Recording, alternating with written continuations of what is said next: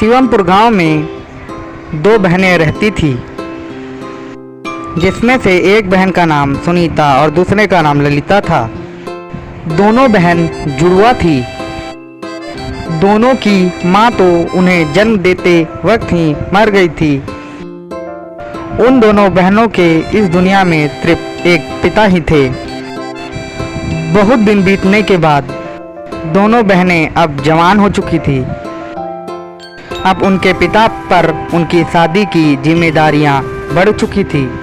उसी गांव में एक रमेश नाम का लड़का रहता था।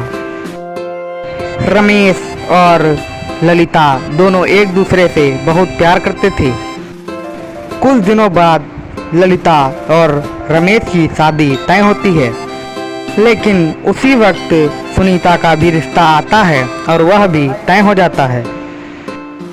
अब दोनों बहनों की शादी एक ही दिन होगी। शादी के एक दिन बाद शादी में एक बहुत बड़ी गड़बड़ हो गई।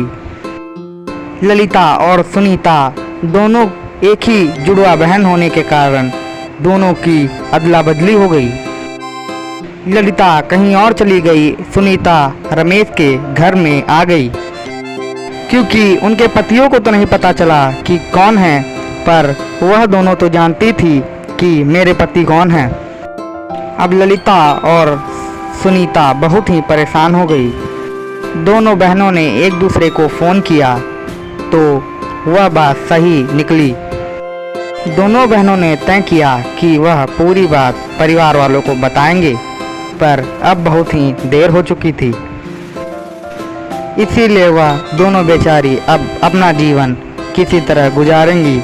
वह बेचारी बहुत ही दुखी हो गई और अब जीवन